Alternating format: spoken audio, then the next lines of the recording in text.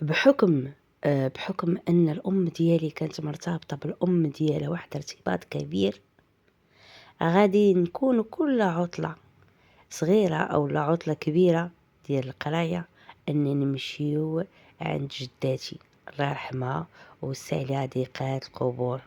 كنتمنى أنكم حتى نتوما ترحموا عليها، لأنها كانت واحد السيدة عظيمة اللي ربات واحد البنت وتعافرات عليها وقراتها وكبراتها وما عمرها خصصاتها من شي حاجة، واللي هي الأم ديالي. غادي يكونوا كنمشيو كل عطلة وقت ما كانت شي مناسبة، بحكم أن جدتي الله يرحمها كانت عندها واحد العنفوان، واحد الكرام، واحد عزة النفس، واحد الأفكار اللي عند أغلب النساء المغرب، إن عيب يجلسوا مع النسيب في دار وحدة، إن عيب يجلسوا واحد المدة طويلة في دار نسيب مدة طويلة. فكنا كنمشيو نونسوها ونجلسو معاها ونفرحوها، وكانت كتفرح بينا بزاف بزاف بزاف. واحد النهاريات مشيت العطلة كيف العادة، وانا جالسة في البالكو حدا الدار مع بنت جيراننا اللي كانت سميتها حكيمة. كنشوفوا دوك البنيتات اللي كيمشيو يعرضوا على العرس. تقاليد كيقولوا بان البنيتات اللي كيمشيو يعرضوا العرس باش كنعرفوهم انهم كيكونوا هازين الورد الاحمر، كيدوروا وكيعرضوا على العراس. ديك الساعه فرحت، بحكم ان عندنا في الدوار كما كنقولوا مادام كاين واحد العرس الا صغير الا وعرفي بان الصغير والكبير كيمشي كيتفرج، والصغير والكبير كيكون معروض. وهذاك الورد اللي البنيتات كيمشيو بالورد غير كيعرضوا على الناس اللي ضروري ضروري خاصهم التكبيره. اما في هاد الحالات كلشي معروض. قبل ما نبدا اسمحوا لي بعدا باقي ما عطيتكمش التحيه، تحمست لهاد القصه هذه لان قصه شفتها بعيني. اقول لكم السلام عليكم ورحمه الله تعالى وبركاته. فيديو جديد وقصه جديده، نتمنى ان شاء الله تنال الارضاء ديالكم. بحال القصص هادو انا عارفه ما ينالوش الارضاء ديالكم، لا، ولكن للعبره وليس للفرجه، لان بحال القصص كتعجب ان كاينه، ولكن هذه الحقيقه، هذه الحقيقه. وهاد القصه اللي غنقول لكم واقعيه 100%. ما تبخلوش عليا باللايكات والاشتراكات والتعاليق اللي عجبوا المحتوى على بركة الله. كمل لكم القصه. ما كنت انا جالسه في البالكو انا وحكيمه، شفنا البنيتات هازين واحد الورد حمر وكيدوروا من دار لدار حتى جاو لدارنا وعرضونا العرس، وقالوا لنا بان فلان وفلانه راه غيتزوجوا. انا فلان عرفتو كان من المعروفين من الناس الدوار. كان واحد المسخوط، كان ديما تيسل خمو تيسل خباه، ديما داين والسبيطار وجاي السبيطار. ما عرفناش داك التصرفات ديالو واش بصراحه من السخط او لا مختل عقليا، لان اللي كيدير تصرفات بحال هذيك غير طبيعي. وزيد عليها كان مبلي. اي تعجبت وقلت الحكيمه هاد المسخوط هذا شكون غتقبل عليه؟ تزوج شكون غادي تقبل عليه وكي غيصرف؟ جاوباتني حكيمه قالت لي يا مو اللي دابا ماتت الله يرحمها وسعلها ضيقات القبور، وحتى هي سبق لي وتلاقيت بها شحال من مره. قالت لي واقيلا عيات وبغات تهنى منه وتشك منه، او ربما قالت راه الا تزوج غيدير عقله. مع الوقت عرفنا شكون هي السيده اللي تزوج بها، واللي كانت الوحيده من الناس الدوار اللي ممكن انها تقبل عليه، لان حتى وحده من بنات الدوار ما غادي تقبل عليه، حتى وحده. ان كل شيء كيبغي مرضي وكل شيء كيبغي المرضي الا هذا المسخوط اللي كان معروف على الصعيد ديال الدوار كامل، على الصعيد العائلات كل اللي كاينه تما. من بعد ما حكيمه مشات كتجري عند امها وقالت لها رجعوا عندنا البنات وقالوا لنا بان مرحبا بكم العرس فلان فلاني. غادي تجي عندي حكيمه وغتقول لي جبت لك واحد الخبيره ناضيه وغتقول ليا بان اللي غادي يتزوج هاد المسخوط بان واحد البنت اللي كان سبق وكان محكوم عليها بالمؤبد وخرجات، وهاد البنت راها كاينه. تعجبت، واه حنا في الدوار عندنا واحد البنت محكوم عليها مؤبد وخرجات. وكيفاش خرجات؟ قالت لي حكيمه بان راه خرجات، ولكن ما غاديش نحرق لكم احداث. غادي نمشي وغنرجع لنقطة الصفر، وغنعاود لكم هاد القصة المثيرة والحقيقية، المثيرة والحقيقية. لأن لا طالما كنسمعوا بأن قصة عند فلان ولا عند فرتلان، ولكن مني كتكون قصة قريبة بحال هكا وكتسمع بها وكتشوفها الناس اللي كانوا في هاد الأحداث، كتقول بأن فعلا ديك القصص اللي كيقولوا واقعية وكتكون واقعية. غنرجعوا لنقطة الصفر، لواحد السيد اللي كان عندنا في الدوار. السيد هذا كان مزوج فلاح، ما كان خاصو حتى شي خير. كان مزوج بواحد السيده اللي سميتها يامنه، الله يعمرها الدار، وعنده وبنيته ووليد. هاد السيده كانت ديما مريضه، ديما مريضه، ديما عيانه، ديما معدومه. جا البرد يهلكها، جا الصهد يهلكها، ومع ذلك كتقاتل مع الوقت. ولدت الولد الاول، ولدت الولد الثاني، وكتقاتل مع الوقت. المهم كتحاول طيب داكشي اللي قسم الله. الراجل كان صحيح، كان فلاح، كان كيمشي يخدم الزيتون، التفاح، اللوز، مرة العناب، يغرس بطاطا. المهم داكشي اللي قسم الله تيغرسو. كانت عنده الارض كبيره، كان ديما تينقر. كان ولدو الصغير كيبسز عليه باش يعاونو، وديما كينقر على المراه، يقول لها خاصك تعاونيني. واش انايا مني نجي مره نلقى الماكله طايبه، مره ما لقاش الماكله طايبه. اضطرات يمنى، خالتي يمنى الله يرحمها اللي غادي تموت من بعد، اضطرات انها تبدا تطلب المسانده من بنت عمها، معاونه من بنت عمها. وبحكم بنت عمها ما عندهاش، ما بحالهاش، المهم قبلات. وبحكم ان الدوار صغير، شي كيجي عند شي، فكتقول لها بنت عمي اجي عاونيني بالشغال شي شويه. بقات كتجي عندها بنت عمها، مرة تعجن ليها الخبز، مرة طيب ليها طويجين، داكشي قسم الله طيبوا ليها.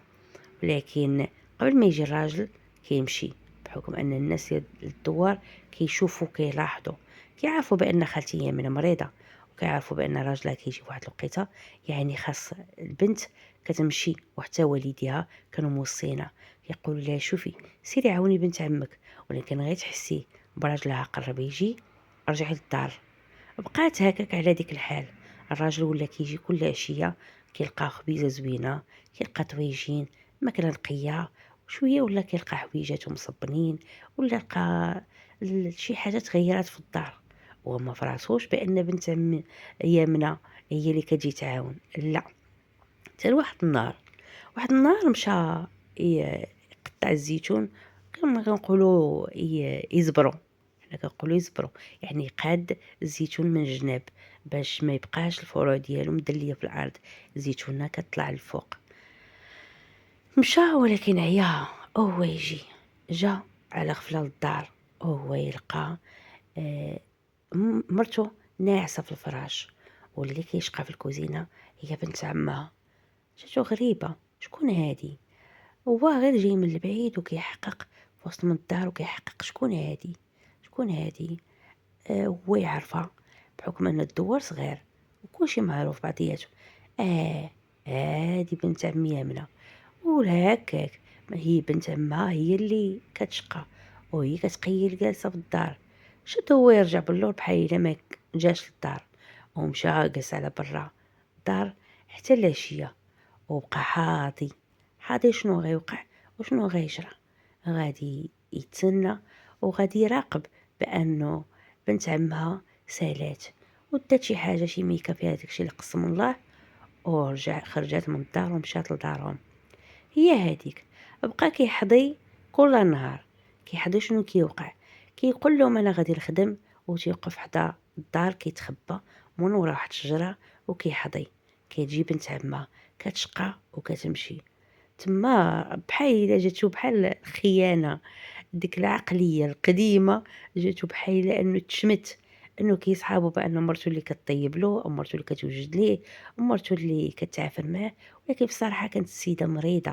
ولأن عيالات زمان كانت كتجيهم عيب أن تقول للراجل ديني داويني، أو حتى الراجل يقدر واخا تقول ليه المرأة ديني سبيطار يقدر ما يديهاش. كل واحد والعقلية ديالو وكل واحد والبيئة اللي عاش فيها. ما علينا. جاتو بحال الشمتة صافي وقرر انه يواجه مراته. جا واحد النهاريات بالعشيه وجلس في الطبله ولقى داك الطويجين سخون وبدا كياكل فيه ويهضر معاها. قال لها يا منى الطويجين زوين بصراحه تغيرتي وتبدلتي بزاف. هضرت يا منى وقالت لي ياه راه المهم كندير كتر من جهدي وكنوض وكنطيب وكنتقاتل مع البوطه باش ما يخصك حتى شي خير.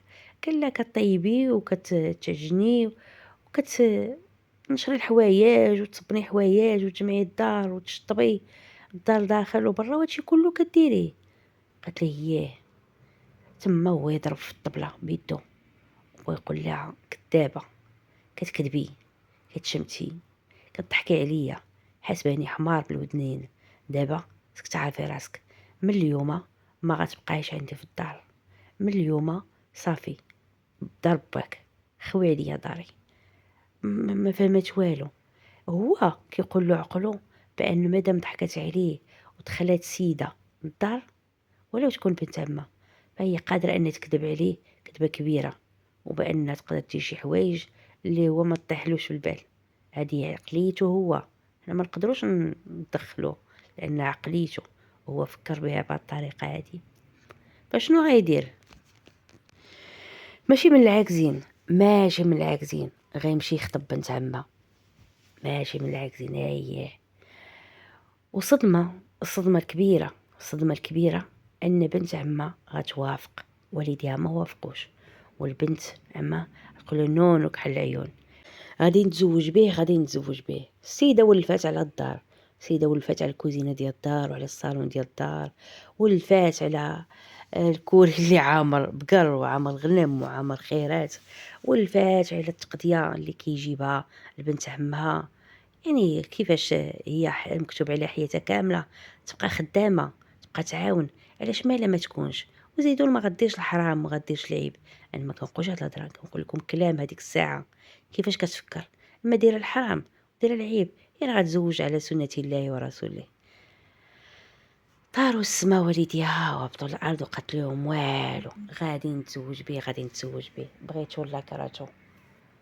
وكلشي الناس ديال الدوار كيهضروا كلشي كيتكلم كلشي كيعيب كلشي كيقول حشومه اش هادشي درتو السيده مريضه وانتوما استغليتوا الفرصه.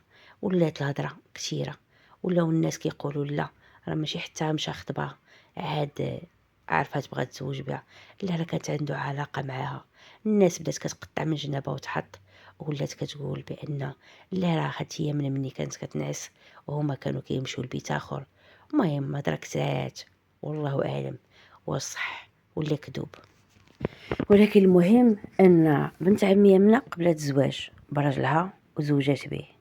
هو ما طلقش خالتي يمنى مشات رجعت عند والديها وما رجعتش بوحدها. خالتي يمنى زوجوها والديها هي بوحدها ومشات هي بوحدها ولكن رجعت ثلاثه. رجعت هي ولدها وبنتها واستمرت الحياة على هذا المنوال. استمرت الحياة ومشات الوقت ومشات الدنيا وبنت عمي منى غتولد بنيته. ايه غتولد بنيته مع هذا الراجل وبقات عايشه وكبرات كرشها ولات كتهز من عند راجلها وتدي لوالديها باش تراضي والديها باش تمسح داك الخطا اللي معتبرين والديها خطا والناس الدوار خطا. وجات المناسبات وتلاقات مع بنت عمها وكتصرف عادي بحال حتى حاجه ما كاينه بحال ما دارت حتى شي حاجه. كتقول لك هي لا عقليتها مالي انا درت العيب راه الزواج حلو الله سبحانه وتعالى. انا ما درت عيب ما درت حرام. الراجل بغى مرأة صحيحه وانا كنت بصحتي ومرته مريضه ما ندير لها ماشي انا اللي مرضتها. واللي نقول لكم بان خالتي يمنى وهاد البنيته اللي كانت عندها سبق وتلاقيت بها حتى هي بحكم السكنة ديالي في الرباط مع والديا، كنت باقا صغيرة وكانت جات عندنا وجلست معنا واحد المدة. بحكم أن اللي كيبغي يمشي للسبيطار كان كيجي عندنا كيجلس معنا ديك المدة بدون ما كيشوف الطبيب ولا يدير راديو ولا يدير تحاليل وهذا وكيرجع للبلاد. المهم نرجعو النقطة فين خليناها. خالتي يمنى رجعت عند والديها بالولد والبنت. بنت عمها ولدات البنت وعيات ما تقاتل باش تولد الولد والو. علاش؟ حيت عارفه بان راجلها راه ما طلقش بنت عمها، لا، وحتى بنت عمها ما طلباتش الطلاق، لان كانت كتقول مع راسها ان ما طمعاش انها تزوج شي راجل اخر وما عندها ما دير به، يلا تكافئ مع صحتها ومع وليداتها. خالتي يمنى قرات وليداتها وتقاتلات مع وليداتها وكبروا الدراري، والولد سهل عليه الله ومشى خدم في العسكر، والبنت ما والو ما كتبش لها الخدمه لانها كانت امها ديما مريضه وخاصها ديما تقابلها. وهادشي اللي قلت لكم دابا انا سبق وتلاقيت بها، ماشي تلاقيت بها، جات عندنا كضيفه عندنا الرباط وضيفناها شي ايام، بحكم ان كانت كتمشي للسبيطار وكتجي. كانت عاد تكبرات وكبر ولدها، عاد بدات كتعرف تمشي للسبيطار ولات كداوى ولات كتقلب على المرض اللي عندها. المهم جا واحد النهاريات بحكم حنا عندنا في الدوار آه، السوق عندنا اثنين والخميس. واحد اثنين الناس كلها مشات للسوق، على عادي مشات للسوق تسوق. القليل اللي ما كيمشيش يتسوق، القليل. علاش؟ اللي عنده تقضيه قبال او لا مريض او لا عنده شي خراض او لا عنده شي حاجه. المهم اغلبيه ديال الناس كلها، حتى الناس اللي ما كتبغيش تمشي تسوق كتبغي تدور تسارى، عندهم داك السوق هو المتنفس الوحيد، تمشي تاكل تشنشيط كما كنقولوا، شوا كبيده بحال هكا. يتلاقاو الناس بعضياتهم اللي جايين من شي دوار اخر كيبغيو، بحكم داك السوق هو كان السوق كبير في المنطقة كاملة، ان حتى الناس ملي كتبغي تلاقى بعضياتها وتشوف بعضياتها كيمشيو للسوق وكيتلاقاو تما، بحكم الترونسبور كيكون موجود. هذاك السوق بالضبط آه الناس مشات كتسوق عادي عادي عادي عادي، ما كاين حتى شي حاجة. ولكن ما رجعت الناس من السوق ودازت واحد الساعة د المكانة مع جوي هذيك الوحدة، حتى سمعوا الغوات وسمعوا البكا وسمعوا يعني النواح، وفلان مشى وفلان مشى وفلان مات وفلان مات. الناس ديال الدوار تسمع الغوات من جد، والناس كلها مشات كتجارى كلها في الدار، من الدار اللي كانت عايشة فيها خالتي يمنى، الدار اللي راجلها تزوج لها بنت عمها. كلشي جا كيتجارى وكيطل اشنو واقع اشنو جار. السيد مات، اي طايح ميت، الله يرحمه ويسع عليه، دقات القبور. جمعوا ناس قبيله، وبحكم ان اكرام ميت يدفنوه جمعوا الناس ديال القبيله، الناس ديال الدوار تجمعوا، جابوا الفقيه، جابوا اللي غادي يغسل، ايوا دفنوه. ام الامانه دائما انتو. خالتي يمنى ما حضراتش، ولكن ولدها حضر وبنتها حضرت، ولكن خالتي يمنى ما حضراتش لان كانت حالفه بحلوفه هذيك الدار ما عمرها تقرب ليها. ودارت الايام ومشات الايام وبقات عايشه بنت عم خالتي يمنى في الدار، هي وبنتها عايشين حياه عاديه، يعني بحال الا كان راجلها بحال الا ما كانش. المهم عايشين حياة ديالهم عاديه، امور كما هي مقابلين شغالهم. حتى لواحد النهار ناس الدوار كلهم كيف العاده جالسين العشيه كانوا مولفين عيالات الدوار كيخرجوا يجلسوا حدا الديور ديالهم كيتجمعوا بعضياتهم، واللي كانوا محترفين واحد المهنه وهي كيصاوبوا العقاد من العشيه. بنات الدوار معروفين في ديك المنطقه كيصاوبوا العقاد، يعني ما كيربعوش يديهم. واخا بنات بساط، واخا بنات على قد الحال، ولكن كتلقاهم كيخدموا شي صنعه في يديهم.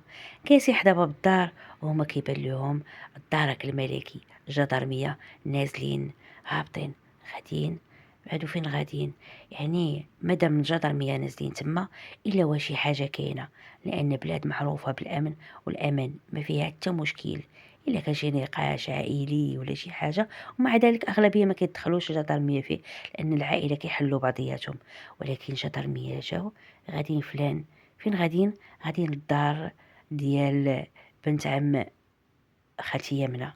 غادي يمشيو، غيبان لهم بان الغوات وصداع اشنو طاري داو بنت عم خالتي يمنى وبنتها. وتما غتبدا القصه اللي روعات الناس ديال القبيله كامله، واللي تصدموا فيها وتفاجئوا فيها. القصه منين غتبدا؟ غتبدا من واحد الجاره اللي كانت ساكنه حدا الدار. هاد الجاره اللي كانت ساكنه حدا الدار ما كانتش كتمشي تسوق نهائيا، لان راجلها موصيها انها ما تمشيش تسوق، وان اي حاجه خصاتها توصي للجيران وتعطيهم الفلوس وهما يجيبوا ليها السوق. وكان موصيها بحكم راجلها كان حتى هو خدام في العسكر، وكان كيمشي واحد المده وكيرجع واحد المده، فهو ديما كيوصاها كيقول لها هاكي الفلوس، اي واحد من الجيران غادي يتقدى يمشي يتقدى عليك، سينو ما تمشيش نهائيا. هاد الجاره هادي نهار 2 بالضبط بالضبط خساتها الخميرة، وكانت عارفة بأن جارها اللي هو اللي توفى غادي يمشي للسوق. وقالت لبنتها هاكا بنتي الفلوس، وسيري عند خالك فلان وقولي لي راه خاصني ماما، راه خاصها الخميرة، عافاك مني تكون في السوق تقضاها عليها. البنت جات كتلعب في الطريق ما على بالها بال، حتى كتجي كتقرب وكتسمع واحد الصوت وكان اللي كتقول فيه المرأة لبنتها زير عليه زير عليه، راه الا عاش راه غيقتلنا. جات البنت وطلعت من الشرجم بواحد الشقه صغيره ديال الكوري، الشر اللي طلعت مزيان، لقات بان الام طالعه فوق من السلوم، والبنت لتحت واقفه مع واحد الراجل، وبجوج بهم وحده كتزير بالحبل من الفوق والثانيه كتزير بالحبل. والام تتقول لها زيري زيري مزيان، راه الا عاش غادي يقتلنا. ولكن البنيته غادي تصدم وغتفاجئ غتعرف بان هذاك الراجل اللي واقف هو الراجل ديال خالتي يمنى. البنت غتسكت وما غتهضر وما غتكلم، غترجع بالحس وغتمشي كتجري عند امها وغتقول لها ماما راه قتلوه خالي فلان، قتلوه خالي فلان. قالت لها شكون؟ قالت لها مرتو وبنتو، راه قتلوه، راهم قجوه. المراه سكتات، خافت على راسها وسكتات. قالت لها كما بنتي شفتي شي حاجه ماشي هي هذيك، هي تخيلي. قالت لها لا ماما قتلوه. المراه ما جات تستوعب الهضره ديال البنت حتى سمعت الغوات وسمعت البكاء وسمعت النوح، وتما وصات بنتها وقالت لها هاد الهضره ما تخرجش حتى يجي باباك من الخدمه ديالو وديك الساعه نقولوها ليه. مني جا الراجل ومن بعد ما تدفان السياد والناس كلاو كسكسو، واللي تجمع وحزن تجمع حزان، وفي 3 ايام كيف ما كيقولوا ربي كينزل الرحمه ديالو في 3 ايام بنادم ضحك، والسكاكر دخلوا ديال العزو، والمعاونات ديال الناس الدوار تحطوا. المهم راكم عارفين شنو كيوقعوا في الكنايز. غادي يجي ولد راجل هاد السيده هادي وغتقول لي شوف الراجل بغيت نهضر معاك. قال لها نعم. قالت لي بنتك ها شنو شافت وشنو شافت وشنو شافت؟ شافت جارنا واقف ومرتو طالعه فوق السلوم وبنته واقفه من وراه، وبجوج بهم كل وحده هازه حبل، والمراه تقول لبنتها زيري راه الا عاش راه غادي يقتلنا انا وياك. ولكن من بعد سمعنا البكا والنواح بان السيد مات ودفنوه ودازت الأمور كما هي. الراجل بطبيعة الحال بحكم خدام في الأمن ديال البلاد وتحيات الأمن ديال بلادنا غيدير الخدمة ديالو، وغادي يمشي وغيبلغ الدرك وغيقولوا لي خاصك تجيب البنت اللي كانت شاهدة. جات البنت وعاودت لهم القصة كما هي. وهنا غادي يبلغوا وكيل الملك وغادي يطالبهم بفتح تحقيق بطبيعة الحال باش يعاودوا يجبدوا الجثة من القبر ديالها. وكتعاود ليا حكيمة على هاد النهار، يعني كان نهار استثنائي، الناس دوار كلشي خرج كيشوف، كلشي يعني تصدم. ولكن بطبيعة الحال قبل ما يطالبوا بإعادة، يعني باش يجبدوا الجثة من القبر، بطبيعة الحال تم الإلقاء القبض على المرأة هي وبنتها. جبدوا الجثة واستدعاو الفقيه ديال الجامع، واستدعاو اللي غسل. وتما مجرد ما جبدو كان ساهل بأنه تعرف بأن السيد راه مات بالخنق، يعني كما كنقولوا بالعامية مقجوج بجوج قنبات. علاش؟ لأن كان ديك البلاصة زرقاء البلاصة، يعني تختر فيها الدم. غتقولوا لي فين كاين الطبيب؟ شوف، ديك الوقيته ما كانش كيجي الطبيب الا في حالات اللي قليله قليله قليله قليله، يعني ماشي بالضروره. صافي كيعرفوا السيد بانه مات، السيد بانه كان صحيح، ما عنده حتى شي مرض، ما عنده حتى شي مشكل. صافي كيصرحوا بالدفن، كياخذوا التصريح. ما كانش عندهم شي اشكال كبير وضروري انه يكون طبيب. مؤخرا دابا لا عاد ولا ضروري يكون طبيب.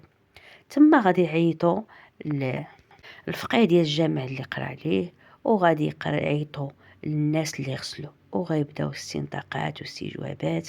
كيفاش نتوما قبلتوا انكم تغسلوا هذا السيد؟ هو الحبل باين بان السيد ميت مقجوج. كيفاش نتوما؟ غادي يهدر السيد اللي غسلو وغيقول لهم باني انا لاحظت اياه، وعيطت على مراته وقالت ليه، قال لها شنو هادشي اللي هنايا؟ قالت ليه ما نعرف، انا ما فراسي والو. صافي قال لهم انا ما عطيتش الاهتمام بزاف، ولكن من بعد حتى هما غيتحكم عليهم. المشكل هنا غتقولوا لي علاش تصرفات مع ديك التصرف مراته وبنته؟ لانه هو الوقيته اللي مشات فيها خالتي يامنة، وفي دوك السنوات الاولى اللي كانت عايشه معاه بنت عمها كانت واكله ليه الدماغ مزيان. واحد النهاريات راجلها جاي طال عليه الدم. علاش؟ من حيث ولده ما بغاش يشوفه، وولده ما بغاش يتلاقى معاه، وتناقش هو وياه وقال لي كيف ما لحتي امي انا ما نعقلش عليك، كيفاش نتايا لحتي امي وبغيتيني انا نشوفك وبغيتيني انا نتلاقى بيك؟ جاي طال عليه الدم. وتما غتقول ليه مرته بنت عم يامنه، تقول ليه شوف، هاد ولدك اللي نكرك انت راه غيجي واحد النهاريات وغيلوحني انا في الزنقه، انا وبنتي، وهاد الاملاك اللي عندك ضروري خاصك تكتب ليا شي حاجه. وبصح ناض كتب ليها، بحكم ان كلشي كيعرف بان الولد كياخد القسمه الكبيره، وهو كان ساخط على الولد. ناض غيكتب ليها بعض الاملاك. ولكن مؤخرا قبل ما يموت السيد صالح مع ولده. الولد كبر ومشى للعسكر وعرف حق الوالدين، وتفهم بان هذيك عقليه باه، ما يمكنش انه يتناقش مع باه على ديك العقليه ديالو، وتصالح هو وباه. بنت عم يامنة سمعاتو تيقول لولدو من بعد ما ولا كيجي عنده، قال لها ولدي درت واحد الخلط كبير، راني كتبت مرت باك بنت عمك شي حاجه، وانا غادي نعوضك عليها، وحتى داك الممتلك راه غادي نديها وغادي تعاود تكتبهم ليا، وغنخلي القسمه بالشرع والقانون وبما يرضي الله، وما غاديش نكتب ليها حتى شي حاجه، لان هادشي من حقك نتايا. تما بنت عمي يامنه قالت مع راسها هذا غادي يغدرني، وهاد التماره اللي ضربتها حياتي كامله غيحيدها ليا، وكيف ما لح المره الاولى يقدر يلوحني حتى وانا وبنتي، وفي الاخر غنبقاو ندورو في القبيله يضحكوا علينا ويقول لك غدرت بنت عمها، اللي غدرات بنت عمها في الاخر ما صورات والو. فاتفقات هي وبنتها، قالت لبنتها شوفي باك غادي يغدرنا الغدره وغيضحك فينا الشميت، غادي يحيد لينا الممتلكات اللي عندنا كامله وغيكتبها لولدو، فخاصنا نباليو بيه قبل ما يبالي بينا هو. قالت لها بنتها شنو غنديرو؟ قالت لها شوفي حنا غنقتلو باك، أنا غنطلع فوق السلوم اللي غادي السلم، وأنتِ غادي تجي من وراه، أنتِ غتلوي القنبة وأنا غنكرز عليه. داك الشي علاش اتفقوا، بقاو كيلاهيو بالهضرة وقالوا لي أجي للكوري، راه خاصنا نصاوبوا شي حاجة، البقرة خاصها شي حاجة ولا شي حاجة قالوها ليه، وتما اتفقوا عليه. المرا طلعت فوق السلم وقالت لي مد ليا الفاس، هو ما جي مد ليها الفاس، حتى بنتو جات من وراه اللي كانت صحيحة حتى هي، غتلوي القنبة الأولى والمرا غتلوي لي القنبة الثانية، وغادي تقول لي هذيك الجملة ديال زير عليه، راه إلا عاش راه غادي يقتلنا. من بعدها شوية جرو السيد، بقاو كيدابسو جروه حتى لبلاصتو فوق من بيت الناس، ومسحوا ليه حوايجو وقالوا الناس بانه ما، ومشات الاطوار ديال المحاكمه من جلسه لجلسه، وكان كيحضر فيها ولدو وبنته، ومن بعد تحكموا بالمؤبد بجوج بيهم. بعد واحد السنوات قليله الام مات في الحبس، مات، والبنت آه من بعد المؤبد هبطات ل20 عام، من 20 عام هبطات ل15 عام، ومن بعد واحد الوقيته جاها العفو الملكي خرجات بقات ساكنه تما، كتخدم، كتقاتل من هنا لهنايا، المهم كتبريكولي وكتخدم على راسها، ولكن بلا زواج. شكون اللي غيقبل يتزوج وحده قالت لها باها في الدوار؟ سبق نقول لكم بان سبق وشفتها، شفت البنت، ولكن شفتها من البعيد. شفتها واحد النهاريات كانت غاده حدا الشانطه حدا الدار، وكانت دايره واحد الطربوش بيض. سبحان الله، واخا الباس ديالها كان عادي وثارت الانتباه ديالي، بحكم الناس معروفين في الدوار. سولت قالوا لي هذيك هي البنت اللي قتلات باها. ما علينا.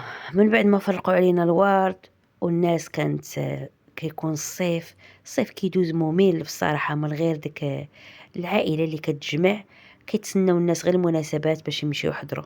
مشينا حضرنا العرس، بحكم العقليه ديال الناس تما، اللي كيضحك، اللي كيستهزاء، اللي كيولش هاد العرس، كل واحد شنو كيقول لك امو ما لقات لها شغل مشغاله تجوج داك المسطي داك المسخوط، ولكن شكون اللي غيقبل عليه من غير مسخوطه اللي قتلات باها؟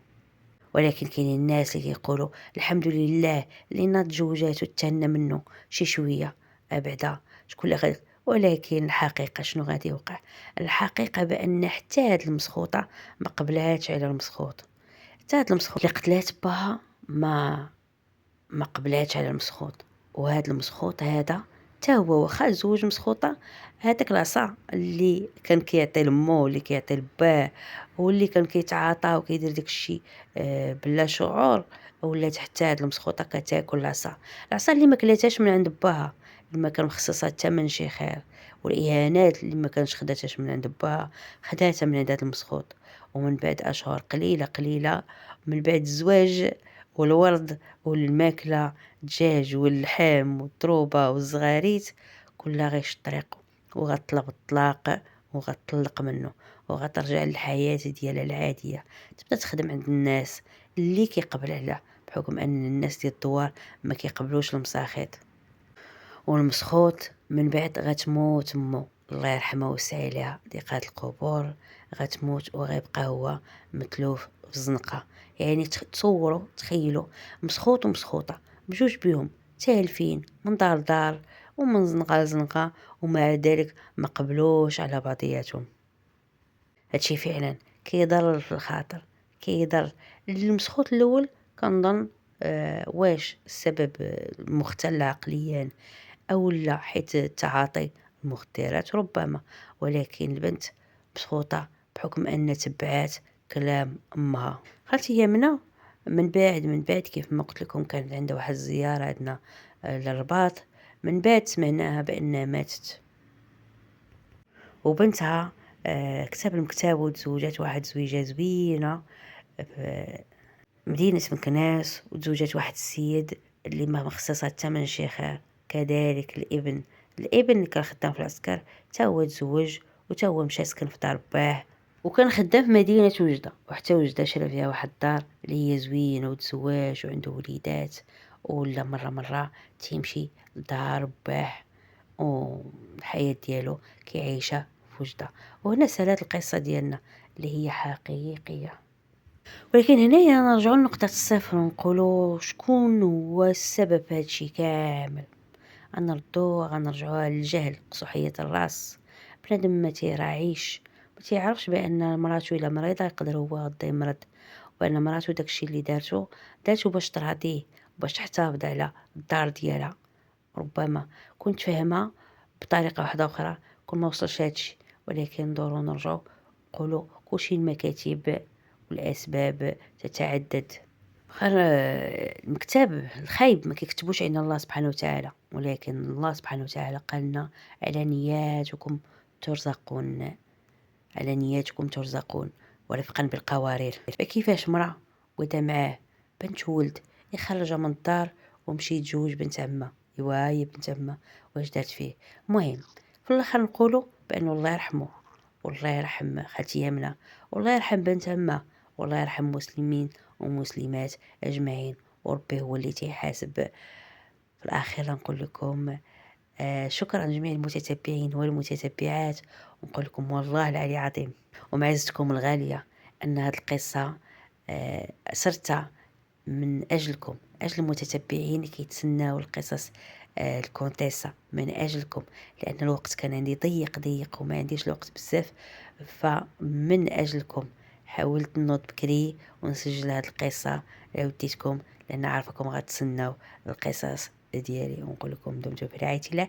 تحياتي قناة الكونتيسة.